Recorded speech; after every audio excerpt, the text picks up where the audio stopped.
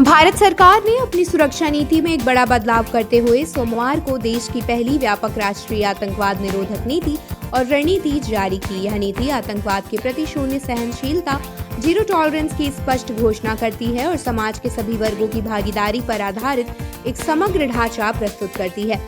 नीति में कहा गया है कि भारत कई दशकों से आतंकवाद के खिलाफ अग्रिम पंक्ति में लड़ता रहा है। साथ ही ये भी स्पष्ट किया गया है कि आतंकवाद को किसी धर्म, जाति या राष्ट्रीयता से जोड़कर नहीं देखा जाएगा। यह दस्तावेज आतंकवादी खतरों की रोकथाम, उनसे निपटने और उनके बाद की पुनर्बहाली के लिए एक सुव्यवस्थित राष्ट्रीय रणनीति को औपचारिक रूप देता है, जिसमें कानूनी प्रावधानों को मजबूत करने और अंतर्राष्ट्रीय सहयोग को बढ़ाने पर भी जोर दिया गया है।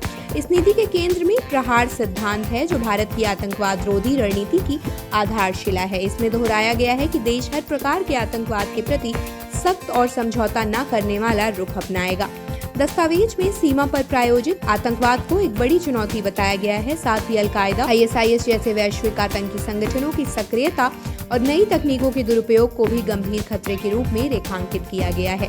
खतरे के स्वरूप में ड्रोन का इस्तेमाल, एन्क्रिप्टेड संचार माध्यम, डार्क वेब और क्रिप्टो वॉलेट जैसे आधुनिक साधनों का उल्लेख किया गया है। इसके अलावा साइबर हमलों तथा CBRNED खतरों यानी रासायनिक, जैविक, रेडियोलॉजिकल, परमाणु विस्फोटक और डिजिटल के जोखिमों के प्रति भी चेतावनी दी गई है। नीति में आतंकवादी संगठनों और संगठित अपराध गिरोहों के बीच बढ़ते गठजोड़ पर भी चिंता जताई गई है।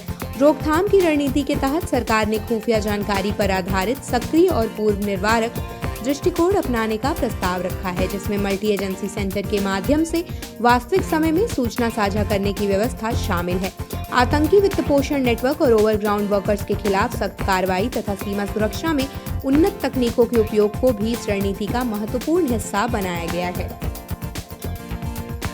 आप देख रहे हैं सौगंध टीवी, सौगंध वतन की।